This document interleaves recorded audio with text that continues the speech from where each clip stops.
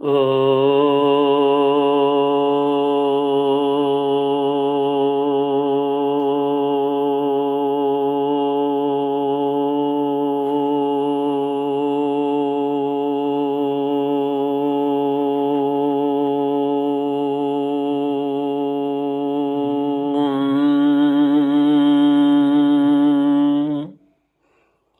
श्री गुरुचरण कमलेभ्यो नमः। श्री गणेशाय नमः। श्री सरस्वत्यै नमः। श्रीमद्भागवत भगवान की जय। श्री कृष्ण गोविंद हरे मुरारी, हे नाथ नारायण वासुदेव। श्री कृष्ण गोविंद हरे मुरारी, हे नाथ नारायण वासुदेव। ओम नमो भगवते वासुदेवाय। ओम नमो भगवते वासुदेवाय। कृष्णाय वासुदेवाय हरये परमात्मने प्रणतक्लेशनाशाय गोविन्दाय नमो नमः। सच्चिदानन्दरूपाय विश्वोत्पत्त्यादिहेतवे तापत्रयविनाशाय श्रीकृष्णाय वयं नमः। सच्चित आनंद स्वरूप परमात्मा जो सृष्टि के उत्पत्ति, पालन और संहार करता है तथा जीवों के आध्यात्मिक, आदि दैविक, आदि भौतिक तापों को नष्ट करने वाले हैं, अर्थात जीवों के मानसिक, शारीरिक और भौतिक दुखों को दूर करने वाले हैं, उन श्री कृष्ण भगवान को हम नमस्कार करते हैं। श्री कृष्ण गोविंद हरे मुरारी, हे नाथ नारायण वासुदेव। श्रीमद् भागवत द्वादश स्कंध। सूत उवाच। नवमोऽध्यायः। सूत उवाच। संस्तुतो भगवान् नित्यं मार्कण्डेयेन धीमता, नारायणो नरसखः प्रीत आह भृगुद्वहम्। श्रीभगवानुवाच। भो भो ब्रह्म ऋषि वर्यासि सिद्ध आत्मसमाधिना, मयि भक्त्या नपायिन्या तपस्वाध्याय संयमैः, वयं ते परितुष्टा स्म त्वद्बृहद्व्रतचर्यया, वरं प्रतीच्छ भद्रं ते वरदेशादभीप्सितम्। 12वां स्कंद, 9वां अध्याय। मार्कंडेय जी का माया दर्शन। सूत जी कहते हैं, जब ज्ञान संपन्न मार्कंडेय जी मुनि ने इस प्रकार स्तुति की, तब भगवान नर नारायण ने प्रसन्न होकर मार्कंडेय जी से कहा। भगवान नारायण ने कहा, सम्मान्य ब्रह्म ऋषि शिरोमणि, तुम चित्त की एकाग्रता, तपस्या, स्वाध्याय, संयम और मेरी अनन्य भक्ति से सिद्ध हो गए हो। तुम्हारे इस आजीवन ब्रह्मचर्य व्रत की निष्ठा देखकर हम तुम पर बहुत ही प्रसन्न हुए हैं। तुम्हारा कल्याण हो। मैं समस्त वर देने वालों का स्वामी हूँ, इसलिए तुम अपना अभीष्ट वर मुझसे मांग लो।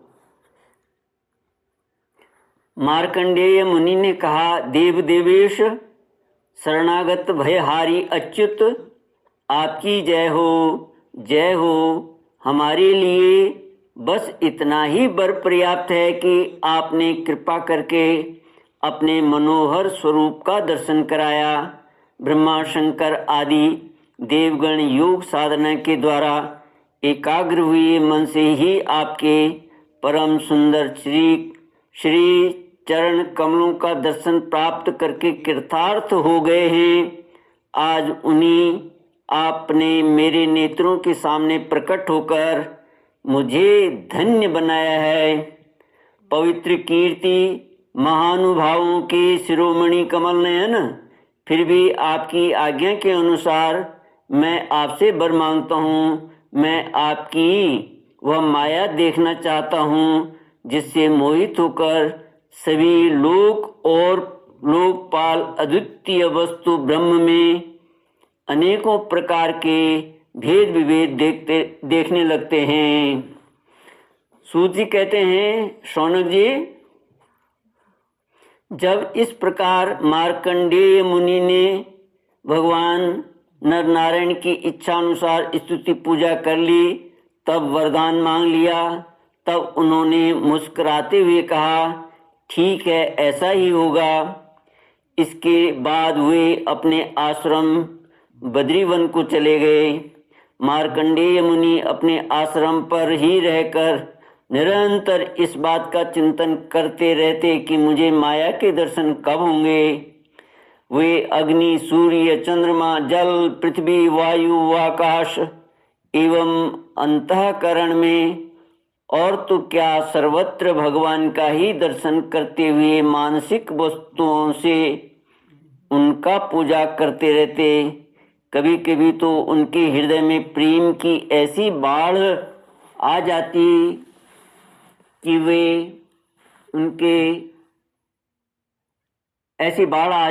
वे उसके प्रवाह में डूबने उतराने लगते। उन्हें इस बात की भी याद न रहती कि कब कहाँ किस प्रकार भगवान की पूजा करनी चाहिए। श्री कृष्ण गोविंद हरे मुरारे, हे नाथ नारायण वासुदेव। सूत जी कहते हैं, सौनक जी, एक दिन की बात है कि संध्या के समय पुष्पभद्रा नदी के तट पर मार्कंडेय मुनि भगवान की उपासना में तन्मय हो रहे थे। ब्रह्मन उसी समय एकाएक बड़े जोर की आंधी चलने लगी। उस समय आंधी के कारण बड़ी भयंकर आवाज होने लगी और बड़े विकराल बादल आकाश में मंडराने लगे। बिजली चमक चमक कर कड़कने लगी और रथ के धुरे के समान जल की मोटी मोटी धाराएं पृथ्वी पर गिरने लगी।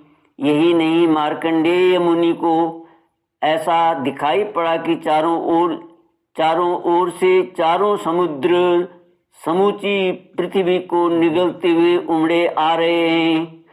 आंधी के वेग से समुद्र में बड़ी बड़ी लहरें उठ रही हैं, बड़े भयंकर भंवर पड़ रहे हैं और भयंकर ध्वनि कान फाड़े डालती है।